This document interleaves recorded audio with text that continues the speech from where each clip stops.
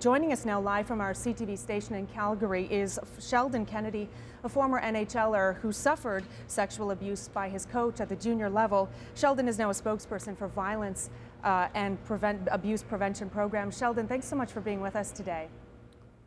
Well, thanks for having us and thanks for putting the show on. Sheldon, you did get to see the story that we just aired before this commercial break. I want to get your reaction to what you saw there.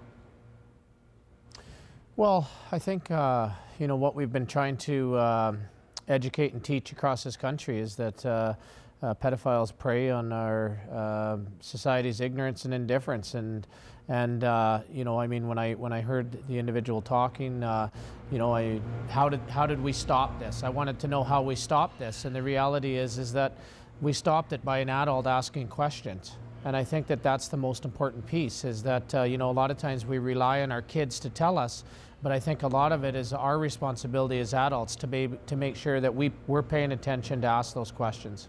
Your story's been very public for many years now, and many people know of it, but take us back to what happened to you as a young hockey player for folks that don't know about what happened to you.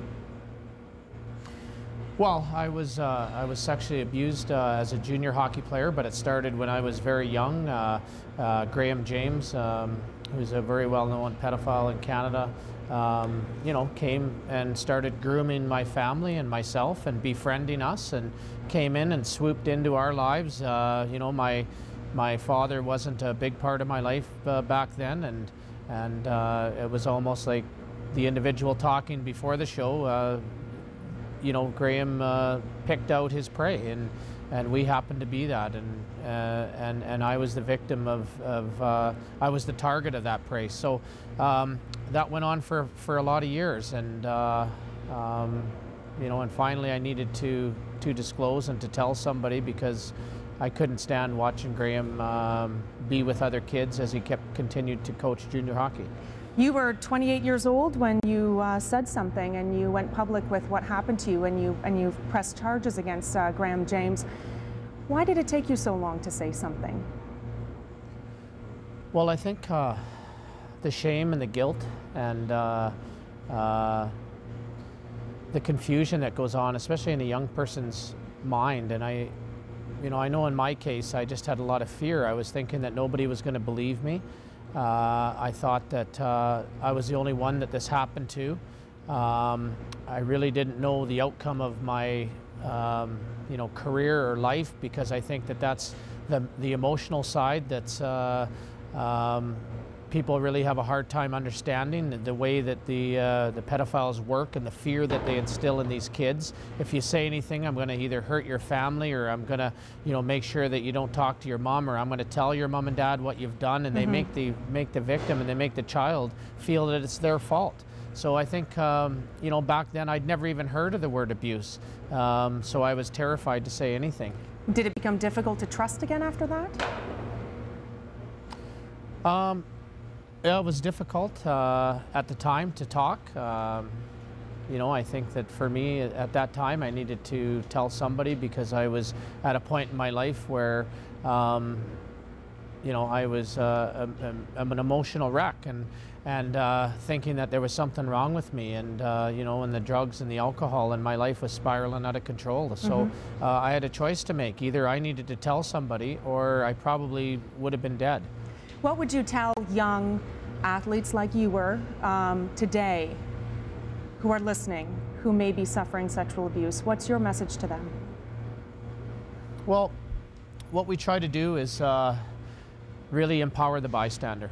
And I think that that's what our message is. Our message is it's our responsibility as adults, either working with kids or being part of the community, to be educated around these issues and just to be aware. And I always try to tell people that most of the time, if we have a gut feeling, listen to your gut and ask questions. And we don't have to be, they don't have to be perfect questions, but we need to ask questions. And there's nothing wrong with asking those questions. And because I said earlier, you know, the pedophiles rely on society's ignorance and indifference around these issues. So what we try to do is educate the masses across this country, and give them the tools to recognize and understand it. You're doing that, Sheldon, with your Respect Group. Tell us about your organization. Yeah, We have an organization. We're partnered with the Canadian Red Cross. It's called Respect Group Inc. We educate every hockey coach across this country, and I always talk about hockey being leaders. They've been educating their adults on these issues for 16 years now. So last year we trained over 100,000 adults on these issues: abuse, bullying, cyberbullying, homophobia, all the issues, because I think that we really need to break down the silos. And we have, so it's Respect in Sports. So every hockey coach across the country, every gymnastics coach, and many more organizations. We also have Respect in School, and the Respect in School program is focused on bus drivers, any adult working in a school system, teachers, EAs, whoever it might be, because I think that it's about creating a common language and a platform for conversation within an organization. Sheldon, do you believe sexual abusers can change? Sorry, I didn't hear that question. Do you believe a sexual abuser can change, can stop abusing? Well, I don't. I believe that, I think it's about being managed. I believe that I look at it as addiction. I mean, you know, a lot of times when people aren't paying attention to their addiction on a daily basis, they go back using. And when I see this crime, I think that if an individual is committed to changing, I believe people can change.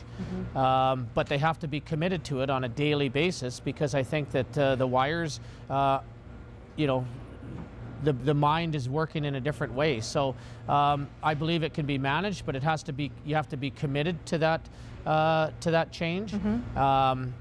But does that happen all the time? No, it doesn't. It happens probably a lot less than we ever think. All right. Sheldon Kennedy, fly from our CTV Calgary station. Thank you so much for joining us today. Well, thank you, and thank you very much for hosting the show and putting this on.